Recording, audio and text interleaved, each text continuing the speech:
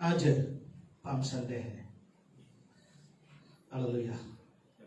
और जरूरी नहीं पाम संडे के दिन पाम संडे का प्रचार करें, लेकिन ये इसलिए किया जाता है क्योंकि हमारे सामने हमारे बच्चे, हमारे अगले पीढ़ी बैठे हुए हैं और हमारे बच्चे इन चीजों का महत्व को समझे।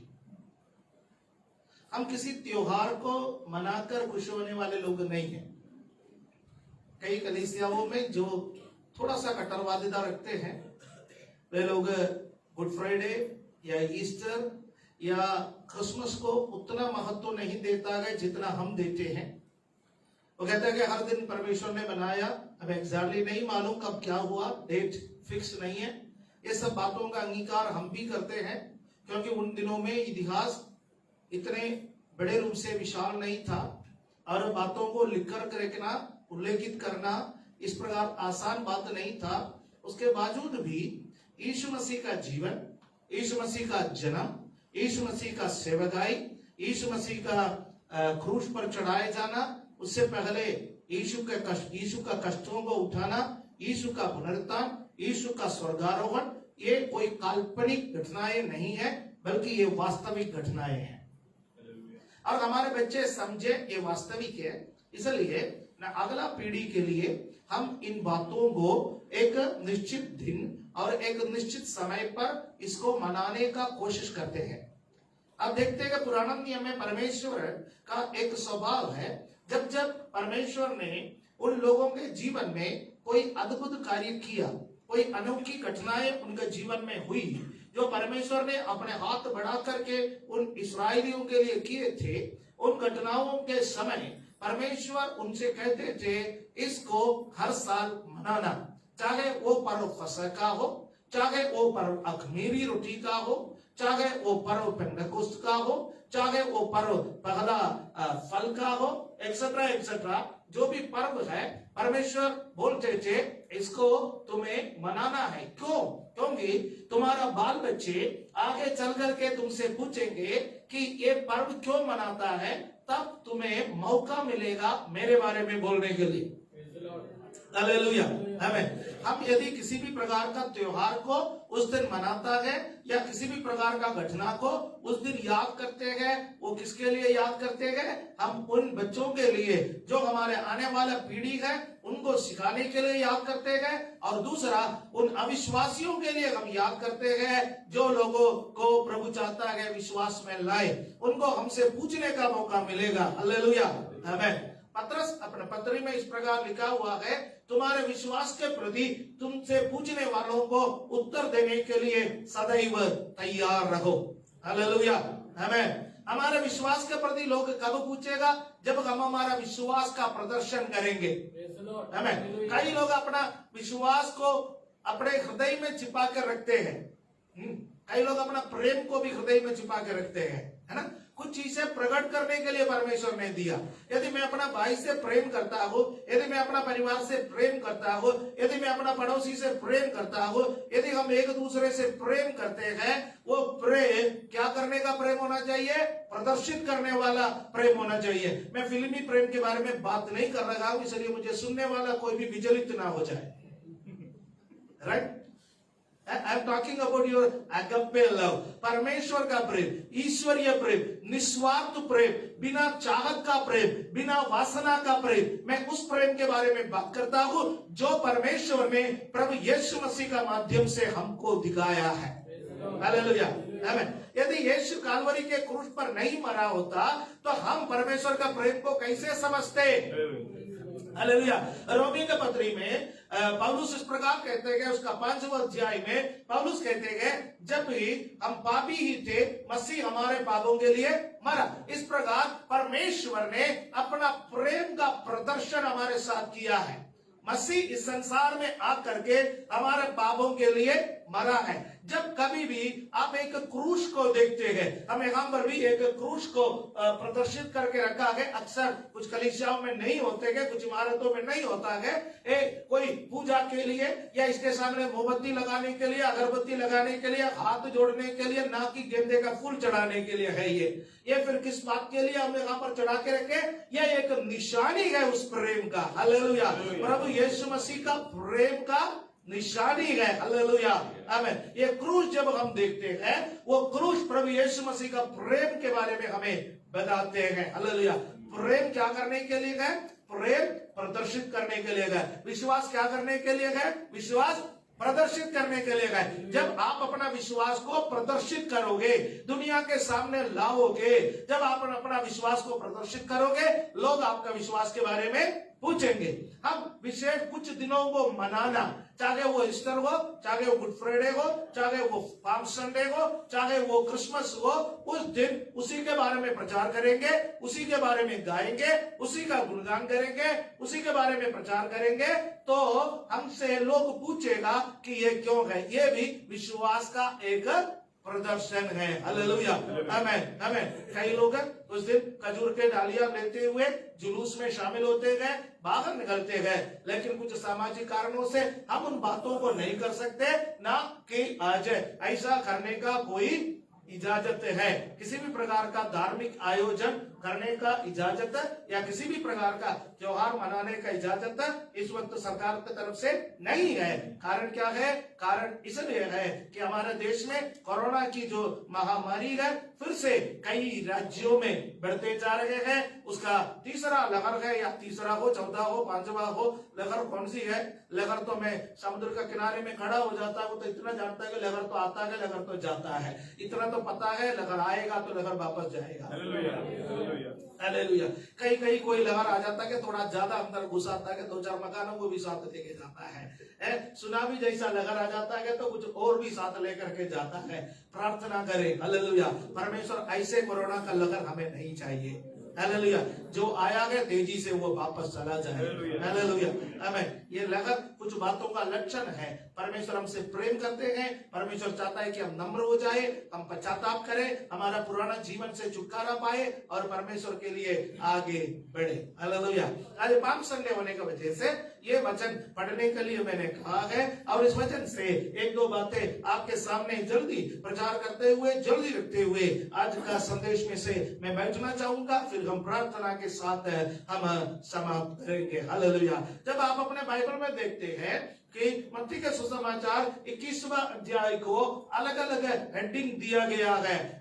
मेरे इस बाइबल में, जिस बाइबल मेरे सामने रखा है, इसमें जो हेडिंग दिया गया है, यीशु का यरूशलेम में भव्य प्रवेश। किसी किसी बाइबल में लिखा हुआ है यीशु का यरूशलेम में विजय प्रवेश। हालेलुया, आमीन। भव्य प्रवेश हो, विजय प्रवेश हो। हमें मालूम है यीशु मसीह क्रूस पर चढ़ने के कुछ दिन पहले, है ना, कुछ दिन पहले एक शुक्रवार के दिन यीशु मसीह को सूली पर चढ़ाया गया है। लेकिन उससे पहले के इतवार का दिन, सप्ताह का पहला दिन, सप्ताह का पहला दिन कौन सी दिन है? संडे है। इतवार का दिन सप्ताह का पहला दिन है। कुछ कैलेंडर वालों ने सप्ताह का पहला दिन सोमवार को कर रखा है, वो कैलेंडर गलत है, वो शैतान का चाल है। सप्ताह का पहला दिन कौन सी दिन है? संडे है। लेकिन कुछ कैलेंडर वालों को लगता है कि छुट्टी के दिन को पहले क्यों लगाए, हमको संडे पहला लगाना इसलिए चाहिए, हम आराधना के साथ शुरू करते हैं। हालेलुया, आमीन। यहूदी लोग आराधना के साथ समाप्त करते थे, हम आराधना के साथ शुरू करते हैं। हालेलुया। क्योंकि यीशु मसीह का पुनरुत्थान एक इतवार का दिन हुआ है, सप्ताह का पहला दिन हुआ है, इसलिए मसीह लोग मसीह परंपरा इतवार का दिन आराधना के दिन के रूप में मानते हैं, और हम सप्ताह का शुरुआत आराधना के साथ करते गए। हालेलुया। कितना एक अच्छा परंपरा है, कितना अच्छा प्रथा है। आरंभ में परमेश्वर को याद करें। हालेलुया। परमेश्वर एक और नया सप्ताह आपने हमें दिया, उसके लिए धन्यवाद। ये पूरा सप्ताह आप हमारे संग रहिए। परमेश्वर ये पूरा सप्ताह आपके संग रहने के लिए आप हमारी सहायता कर लीजिए। वचन पढ़ने में, प्रार्थना करने में, विश्वासियों के जीवन बिताने में, गवाही बताने में, आपके मर्जी के मुताबिक चलने में आप मेरी सहायता कर। ये सप्ताह के पहला दिन प्रार्थना करते हुए हम आरंभ करते हैं। इसलिए इतवार का दिन आराधना का दिन ठहरा करके रखा है। आज आराधना में आए हुए लोगों को प्रभु बहुतायत से आशीष दे, और जो घरों में बैठ करके हमें देखते हैं उनको भी प्रभु आशीष दे, क्योंकि आज इतने आराधना की आजादी नहीं है। हम लिमिटेड संख्या में ही आराधना कर सकते हैं, लेकिन फिर भी हालेलुया, यदि अकेले भी आप बैठे हो, पतमोस टापू में जब यूहन्ना अकेला बैठा हुआ था और इतवार के दिन वो जब हालेलुया अपने पुराने बातों को याद करते हुए किस प्रकार में कलीसिया में जाता था, किस प्रकार में कलीसिया में आराधना करता था, किस प्रकार लोग मुझे हालेलुया प्रचार करने के लिए बुलाता था, किस प्रकार में अन्य भाषा में प्रभु की आराधना करता था, किस प्रकार में गीत गाता था, किस प्रकार लोगों में से मिलने से मैं खुश हो जाता था। लेकिन प्रभु मैं पतमुस टापू में हूँ, मैं अकेला हूँ, यहाँ पर कोई नहीं है, मैं अकेला हूँ, तब भी मैं आपके सामने घुटना टेकने के लिए तैयार हूँ, मैं आपके सामने हाथों को उठाने के लिए तैयार हूँ, मैं आपका गुणगान करने के लिए तैयार हूँ। वहां पर स्वर्ग के उपस्थिति उतर आया है, वहां पर स्वयं यीशु मसीह उतर आया है। यीशु मसीह ने हालेलुया यूहन्ना को दर्शन दिया। अब यूहन्ना से कहा जो कुछ भी तू देख रहा है लिख ले, जो कुछ भी तू देख रहा है लिख ले। हालेलुया, तभी तो हमें प्रकाशित वाक्य का पुस्तक मिला है। हालेलुया। एक व्यक्ति जब अकेले बैठ करके आराधना करने के लिए आरंभ किया तो परमेश्वर संसार का सबसे बड़ा प्रकाशन प्रकाशित वाक्य का पुस्तक के माध्यम से उस व्यक्ति को दे सकता है। चाहे आप अकेले आराधना करते हो, चाहे आप हालेलुया 2 या 3 लोग आराधना करता हो, या बड़ी संख्या में या छोटे संख्या में आप आराधना करते हो, वो यीशु को उपस्थिति आपके बीच में उतर आएंगे, आपको प्रकाशन देंगे। Hallelujah, hallelujah, hallelujah, praise the Lord, hallelujah. और जहां परमेश्वर का उपस्थिति उतर आता है वहां पर चंगाई और चमत्कार है, वहां पर छुटकारा है, वहां पर आशीष है। Hallelujah, praise the Lord. हमें क्या चाहिए? परमेश्वर की उपस्थिति। और यरूशलेम महाराजा का नगर, पहले उसका नाम दाऊदपुर था, दाऊद ने उसको बसाया, बाद में उसका नाम यरूशलेम बना है। हालेलुया। आज भी संसार का सबसे बड़ा कॉन्फ्लिक्ट यदि कहीं भी चल रहा है वो यरूशलेम के बारे में चल रहा है। और यरूशलेम को माना जाता है लगभग पृथ्वी का बीच का हिस्सा उसको माना जाता है, वो यरूशलेम। हालेलुया। वहां पर एक राजा प्रवेश कर रहा है। जब राजा प्रवेश करता है, उन दिनों के प्रथा के मुताबिक राजा यदि प्रवेश करता है या तो घोड़े में सवार होकर के प्रवेश करेगा या रथ में सवार होकर के प्रवेश करेगा। घोड़े या रथ में सवार होकर के राजा को प्रवेश करना चाहिए। लेकिन यहां पर एक राजा प्रवेश कर रहा है। वो राजा हालेलुया एक लादू पर, एक गधी के बच्चे पर सवार होकर के वो प्रवेश कर रहा है। क्यों?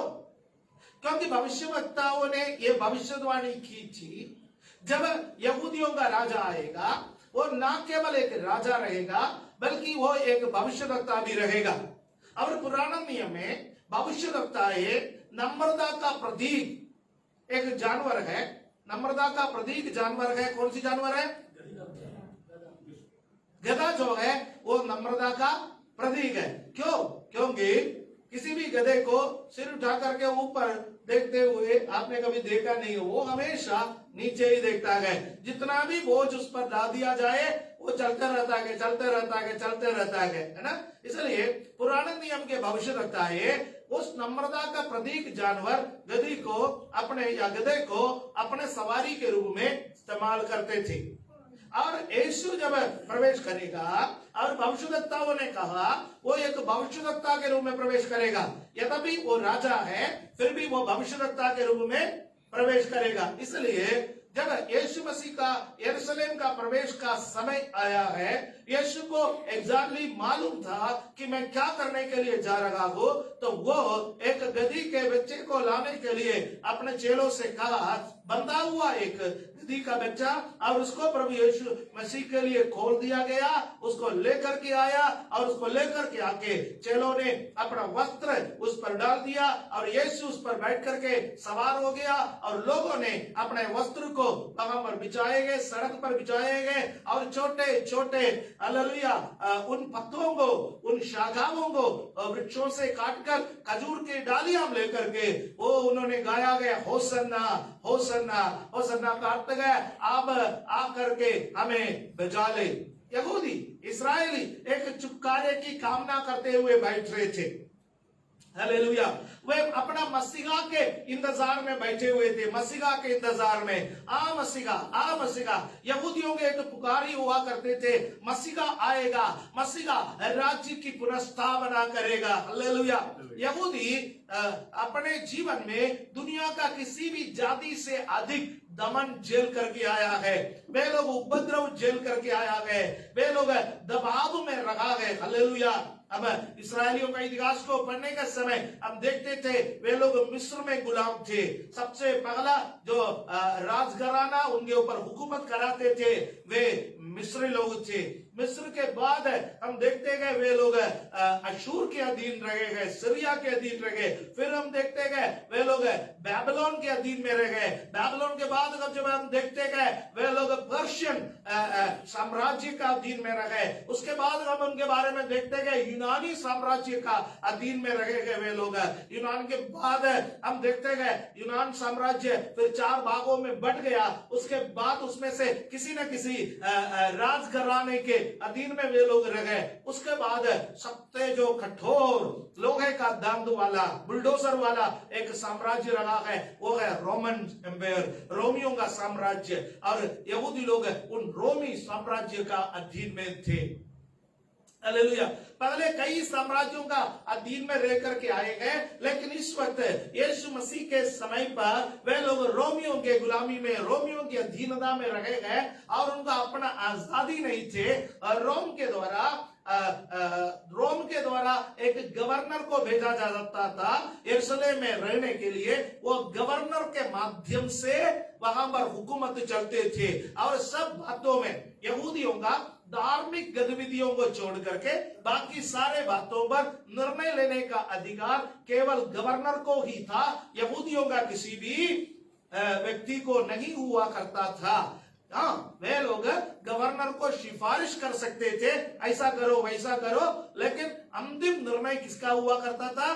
गवर्नर का हुआ करता था। और यहूदी लोग इस बात को पसंद नहीं करते थे और सालों से उनके पुकार है, होसन्ना, मसीहा आकर के हमें बचा ले। जब यीशु आया, यीशु मसीहा का कई चमत्कार किया है। हालेलुया। चमत्कार करने वाले बहुत है, लेकिन यहूदी लोगों का विश्वास में जन्म से यदि कोई अंधा है उसको चंगा कर सकता है तो वो केवल मसीहा कर सकता है।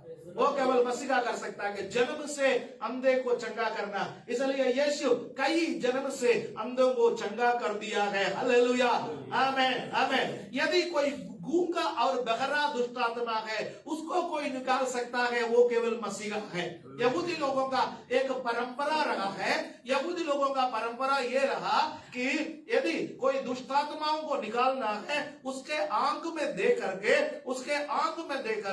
और उससे संपर्क साध लेता है और उसके कान में से ये वाणी सुना देता है, उसको निकल जा, परमेश्वर के नाम से निकल जा। यानी एक दुष्टात्मा से ग्रसित व्यक्ति को उसी में से दुष्टात्मा निकालना है। यहूदी विश्वास के मुताबिक उसका कान खुला हुआ होना चाहिए, उसका आंख खुला हुआ होना चाहिए। लेकिन जब आप बाइबल में पढ़ते गए कई जगहों पर इस प्रकार लिखा हुआ है, यीशु बहरे और गूंगे दुष्ट आत्मा को निकाला। यहूदी विश्वास के आधार पर गूंगे और बहरे दुष्ट आत्माओं को यदि कोई निकाल सकता है वो मसीहा है।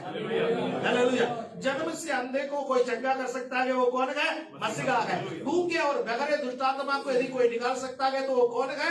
मसीहा है। यहूदी विश्वास के मुताबिक जब एक आदमी मर जाता है उसकी आत्मा 3 दिन तक उसके कब्र में इधर उधर मंडराता है। ये बाइबल विश्वास नहीं है, मैं यहूदी विश्वास के बारे में बात कर रहा हूँ। मैंने ये क्लिपिंग को काट करके फिर पास्टर जी ऐसा सिखाता है कि मत बोलना, ठीक है?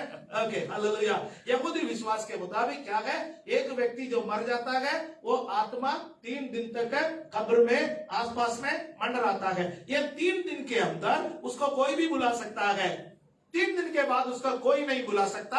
यदि कोई बुला सकता है वो मसीहा है। इसलिए यीशु मसीह ने लाजर को 14 दिन जिंदा किया। हालेलुया। आमीन। यानी यीशु मसीह इस संसार में रहते हुए तरस खाकर भी बहुत सारे चमत्कार किए। तरस खा करके यीशु मसीह चमत्कार करने का 2 आधार हुआ करते थे।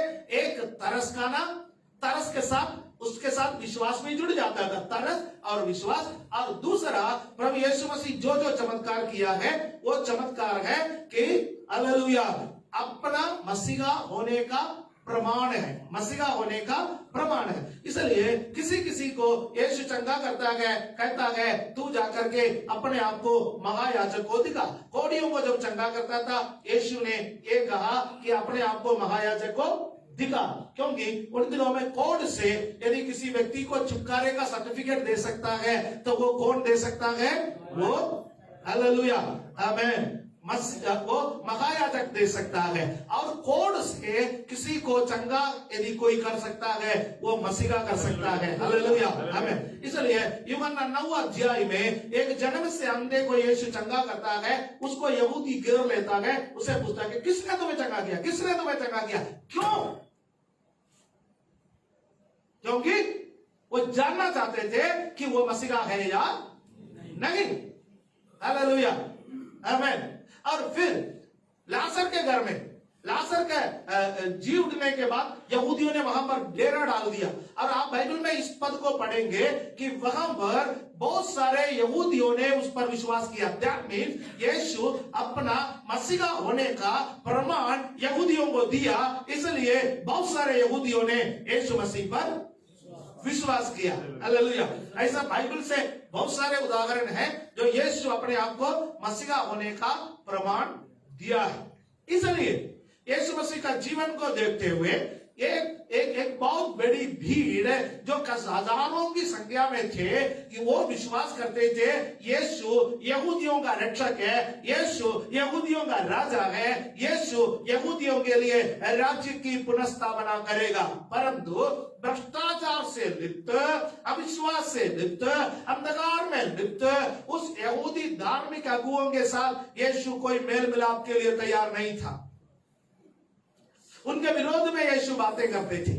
वे लोग चाहते थे यीशु उनके संग हो जाए, यीशु चमत्कार करे और भीड़ को उनके वश में करे, ये वे लोग चाहते थे। परंतु यीशु उनके खिलाफ थे, उन फरीसियों के खिलाफ थे, उन शास्त्रियों के खिलाफ थे, उन व्यवस्थापकों के खिलाफ थे, और जो यहूदी अगुवे थे जिनके खिलाफ थे यीशु, जो लोगों को गड्ढे में गिराने का काम करते थे।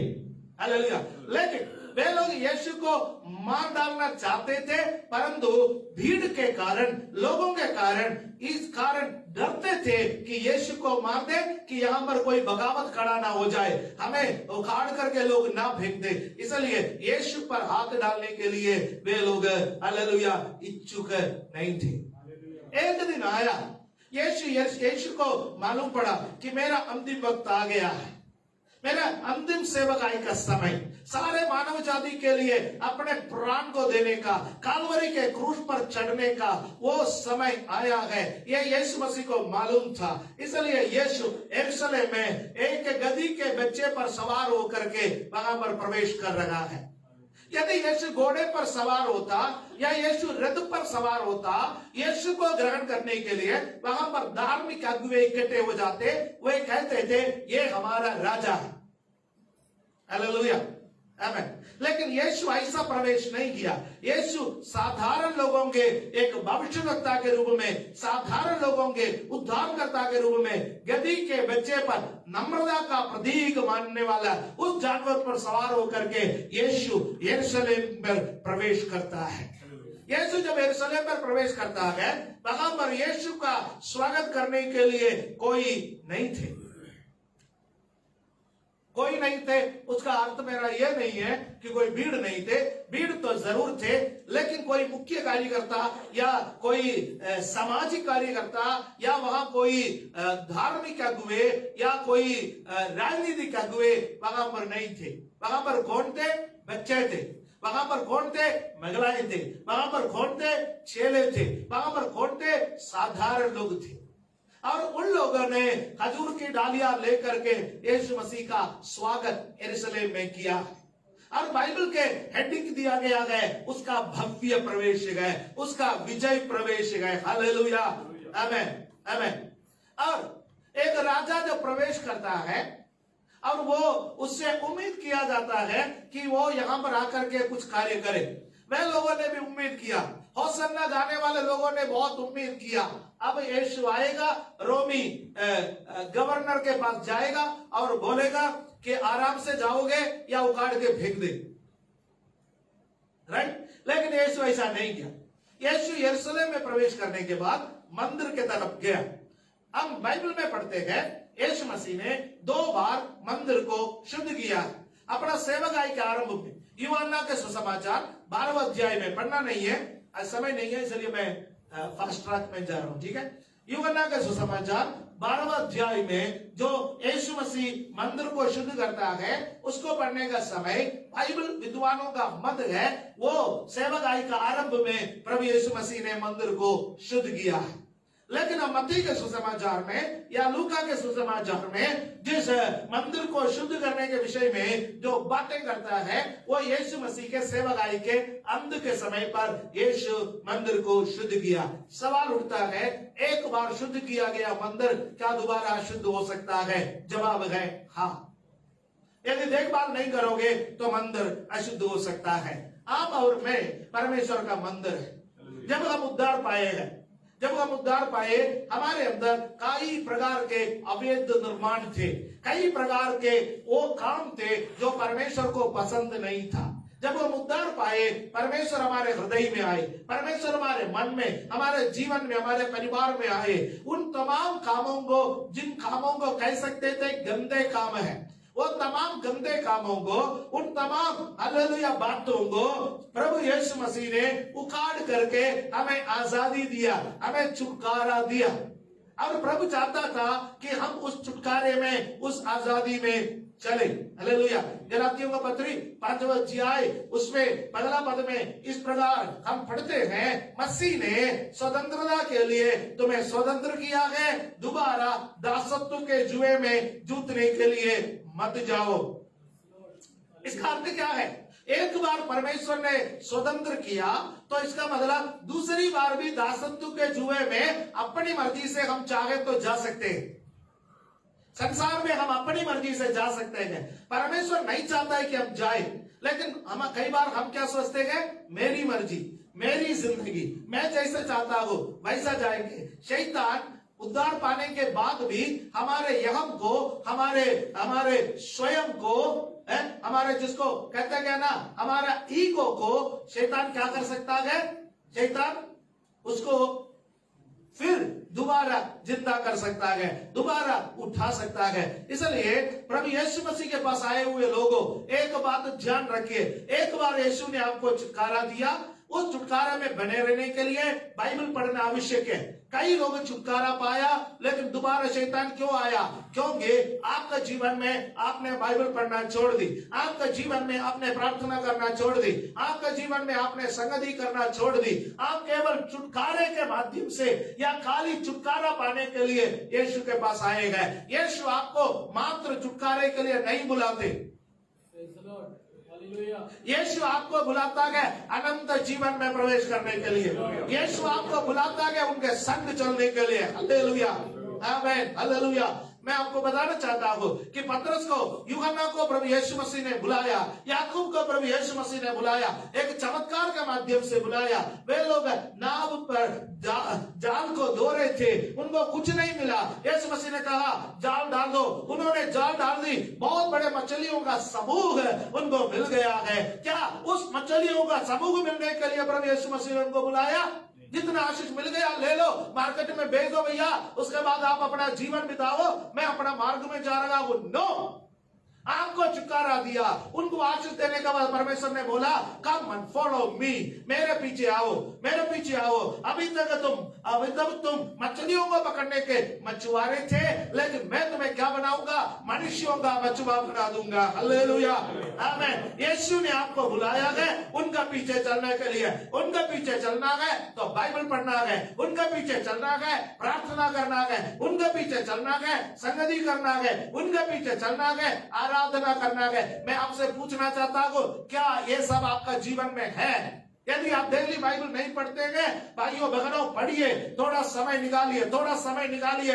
नहीं है तो जिन कब्जों को, जिन दुष्ट आत्माओं को, जिन बीमारियों को, जिन अंधकार का ताकतों को परमेश्वर ने आपके जीवन से हटा दिया है, यदि आप परमेश्वर के संग नहीं चलेंगे, अपना जीवन को पवित्रताई में नहीं रखेंगे, ये सारे बातें दोबारा आपके जीवन में आ सकता है। आप क्या चाहते हो? क्या ये सब दोबारा आए? नहीं। आप फिर क्या चाहोगे कि चाहोगे जो भी मेरे जीवन से चला गया जाने दो, मुझे वो दोबारा नहीं चाहिए, बीमारी नहीं चाहिए, अंधकार के ताकत नहीं चाहिए, हालेलुया, मुझे वो शैतानी बंधने नहीं चाहिए। एक बार मेरे जीवन से निकल गया, हमेशा के लिए जाओ। उसके लिए आपको यीशु के संपर्क में रहना है, यीशु के संग चलना है। Hallelujah, praise the Lord. मेरे छोटे छोटे बच्चों, मेरे प्यारे बच्चों, बाइबल पढ़ो, बाइबल पढ़ो। जो मौका आपको मिल रहा है बाइबल पढ़ने के लिए, इस मौके आप बाइबल पढ़ने में समय बिताओ। हालेलुया। आपके आंखों में चश्मा लगने से पहले अब तो आप आराम से पढ़ सकता है, अब आप छोटे छोटे अक्षर पढ़ सकता है, अब आप अच्छे से पढ़ सकता है, अब आपका दिमाग बहुत तेज है, आप चीजों को याद रख सकते हैं। बाइबल पढ़ो, एक दिन आने वाला है जिस दिन हालेलुया आपको ये सौभाग्य नहीं मिलेगा ऐसा आराधना करने का, आपको ये सौभाग्य नहीं मिलेगा ऐसा वचन सुनने का, आपको ये सौभाग्य नहीं मिलेगा ऐसे संगति करने का। दिन बुरे होते जा रहे हैं, इसलिए जो मौका आपको मिल रहा है इसका फायदा उठाओ। अवसर को बहुमूल्य समझो, अवसर को बहुमूल्य समझो। हालेलुया, आमीन, हालेलुया। मैं अपना संदेश का समाप्ति पर आ रहा हूं। मैं जानता हूं कि ये इंट्रोडक्शन ही हुआ है, लेकिन हालेलुया मुझे इंट्रोडक्शन में ही समाप्त करना पड़ता है। ये खंडों में प्रचार नहीं कर सकता है। यीशु मसीह यदि ब्रेक नहीं लिया होता तो मैं भी थोड़ा सा ब्रेक ले लेता, लेकिन जब यीशु ने नहीं लिया तो मैं कैसे लूं? हालेलुया। इसलिए अगला ईस्टर हो जाएगा, इसलिए पाम संडे तो पाम संडे एक ही इतवार का दिन है, तो 2 वचन पढ़ करके मैं समाप्त करना चाहूंगा। यहाँ पर देखिए, यीशु यहाँ पर मंदिर में आए, क्या क्या काम किए गए वो देख लीजिए। आपका जीवन में यीशु क्या क्या काम करना चाहता है, that is my point for today. ठीक है, यीशु आपके जीवन में क्या क्या करना चाहता है। ओके, मत्ती 21 उसका हालेलुया हमें 12वां पद में, फिर यीशु मंदिर के हालेलुया 12वां पद, यीशु ने परमेश्वर के मंदिर में जाकर उन सबको जो मंदिर में लेन देन कर रहे थे निकाल दिया, और सराफों के मेजों और कबूतरों के भेजने वालों की चौकियां उलट दी, और उसने कहा, लिखा है मेरा घर प्रार्थना का घर कहलाएगा, परंतु तुम उसे डाकुओं को बनाते हो। हालेलुया। यीशु मंदिर में आकर के सबसे पहला काम जो किया है वो है तोड़ फोड़। प्रभु को इजाजत दो आपका जीवन को तोड़ने के लिए, फोड़ने के लिए। Praise the Lord. Hallelujah. Praise the Lord. आज कोई प्रार्थना कर सकता है कि मेरे जीवन को तोड़ दे प्रभु। मैं आपको एक बात बताना चाहता हूं, जब यीशु तोड़ता है वो आपका हानि के लिए कभी नहीं तोड़ेगा। That is the point. कुछ दिन पहले मैंने आपको एक संदेश दिया था जिसमें दाऊद ने कहा था, मुझे प्रभु के हाथ में पड़ने दो, मैं दुश्मन का हाथ में पड़ना नहीं चाहता, मैं अकाल को नहीं चाहता, मैं प्रभु के हाथ में पड़ना चाहता हूं। एक भक्त जानता है प्रभु तोड़ता है, वो बनाने के लिए और बढ़ाने के लिए तोड़ता है, वो आपका हानि के लिए नहीं। हालेलुया। यिर्मयाह नबी के पुस्तक में परमेश्वर कहता है, जो भी योजनाएं मैं तुम्हारे लिए बना के रखता हूं वो तुम्हारा हानि के लिए नहीं, तुम्हारा कुशल के लिए। हालेलुया। आज यीशु से कहो, मेरे जीवन में वो लेन देन जो आपको पसंद नहीं है प्रभु उसको तोड़ दे। मैं इजाजत दे रहा हूं। मेरे जीवन में वो आपको पसंद नहीं है, वो अवैध कब्जा, प्रभु उसको तोड़ दे। हो सकता है उस रास्ते से पैसा आ रहा होगा, लेकिन प्रभु को पसंद नहीं है तो मुझे वो नहीं चाहिए। हालेलुया। आमेन।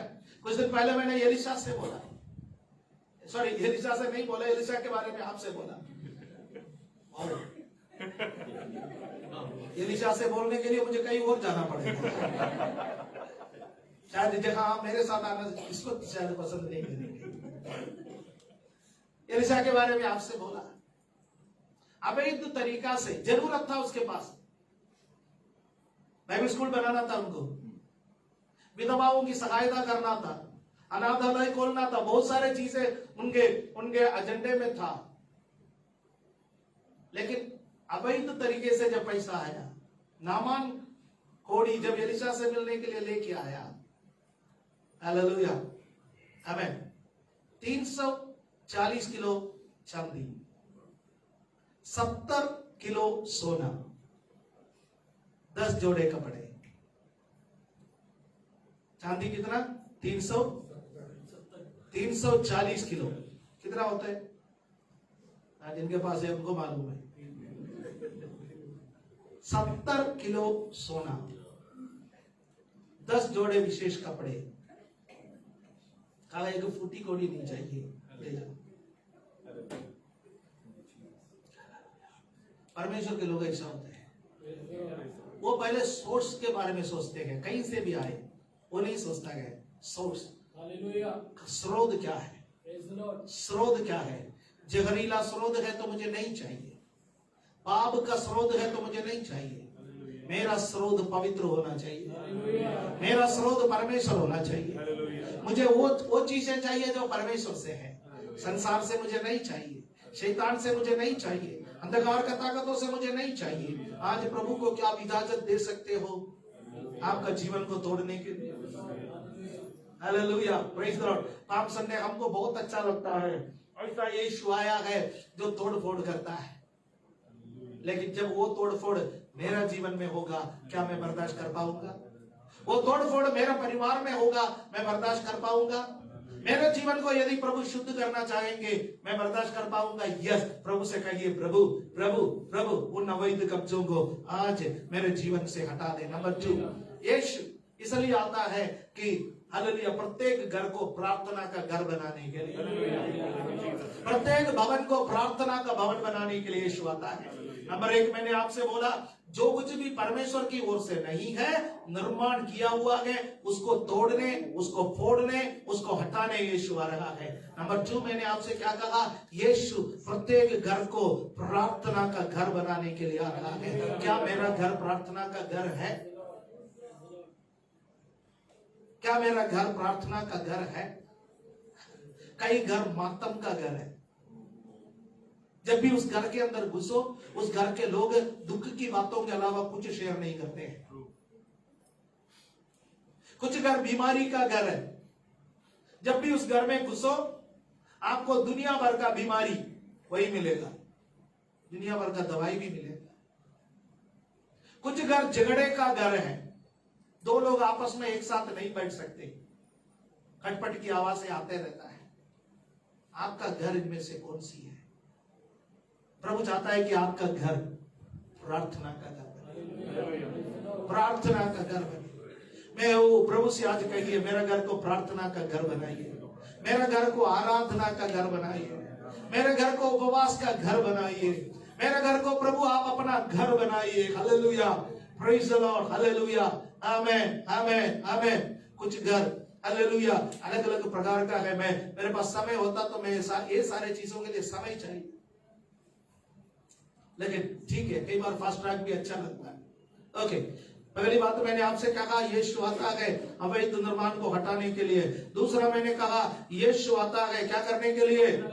हालेलुया, प्रार्थना का घर बनाने के लिए, आपका घर को प्रार्थना का घर बनाने के लिए। 14 पद में लिखा है, मंदिर में कुछ अंधे लंगड़े लूले उसके पास आए जिन्हें उन्होंने चंगा किया।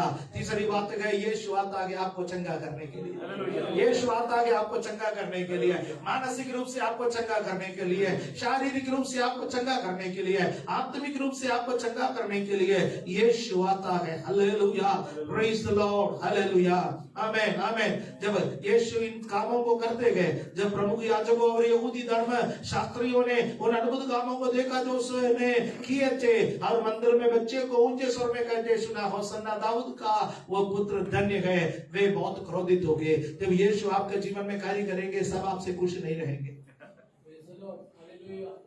हम लोग बहुत विचलित हो जाते हैं, मैं तो प्रभु के पीछे चल रहा हूं, फिर भी लोग मेरे से क्रोध में क्यों बातें कर रहे हैं। यस, जब आप यीशु के पीछे चलेंगे, लोग क्रोधित हो जाएंगे, घर वाले क्रोधित हो जाएंगे, बाहर वाले क्रोधित हो जाएंगे, हर व्यक्ति आपसे क्रोधित हो जाएंगे, दफ्तर वाले क्रोधित हो जाएंगे, सब क्रोधित हो जाएंगे। यीशु के पीछे चलने वालों से सब क्रोधित हो जाएंगे। कई बार आप इस सिचुएशन में एडजस्ट नहीं कर पाता है। वाई, प्रभु क्यों, प्रभु क्यों, प्रभु क्यों, प्रभु क्यों, प्रभु क्यों।